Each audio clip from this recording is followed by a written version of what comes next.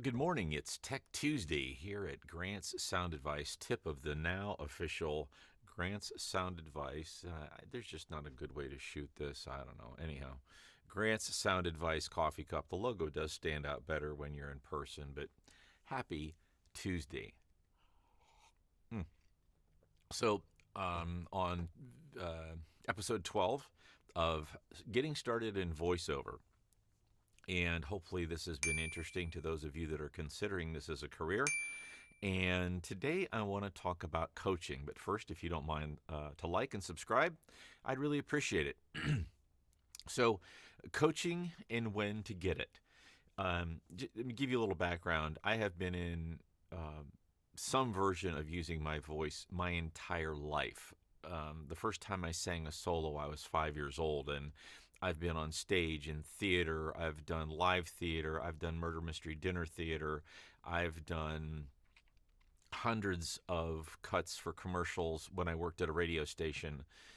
I have spoken keynote speeches all over the United States and a couple foreign countries. Excuse me here.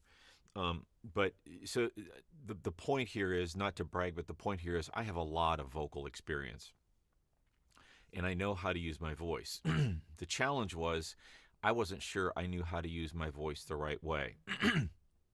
One of the things I did, and I would strongly suggest to you, is get some YouTube education. And if you really want me to, help you with that, I can send me an email at voicepro@grantsvoice.com, and I will send you a little kind of like resource sheet that I've put together on whose videos I think you should watch.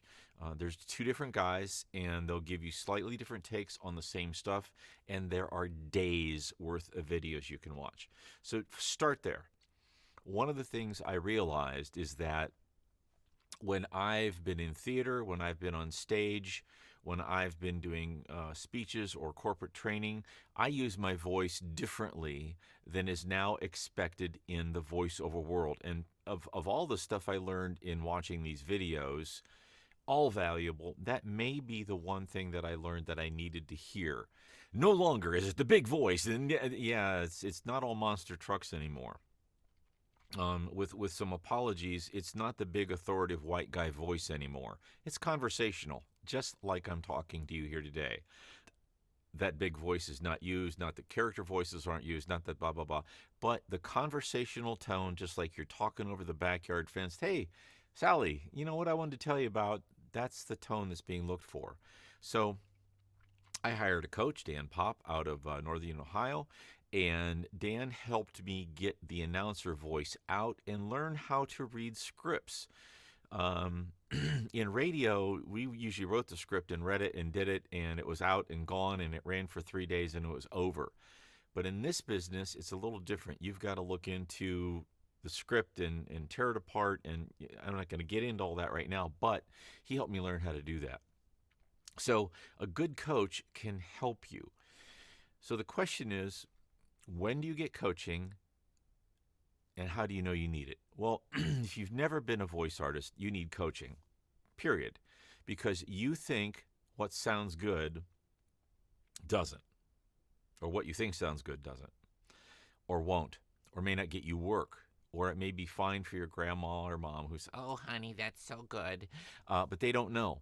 And because they don't know, and you don't know, even though you compare it, it's not going to sound right.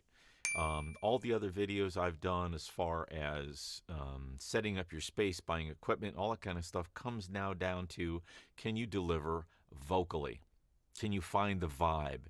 Can you express it in a way that the customer is going to get traction with the video or the commercial or whatever?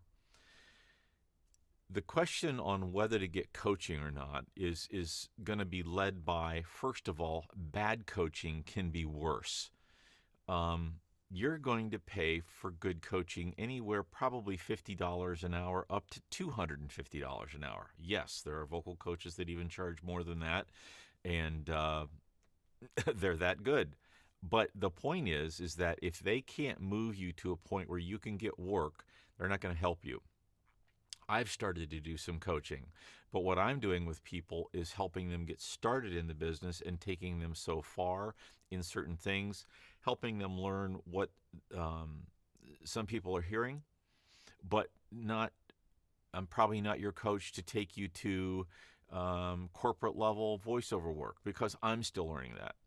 And coaching, hopefully, is a lifelong thing you keep going back and doing to learn more. One of the questions is, well, Grant, I can't afford to get a coach. Well, that may be true, and I don't discount that at all. The other thing to consider is, can you afford not to get a coach?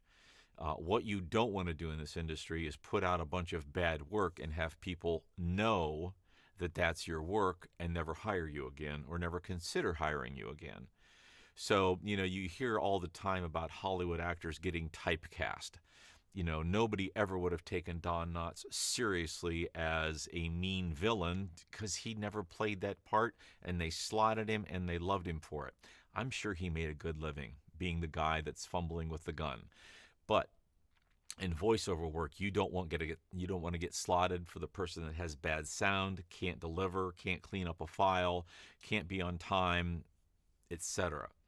So all I'm saying this morning is that as you move forward in your voiceover career, strongly consider getting coaching as early, even if it's just a session or two to help adjust, put the blinders on a little bit and get you in the right slot, get you in the right tone, get you in the right delivery sequence, making sure you're not punching wrong words or I listened to a voice artist the other day that I was starting with.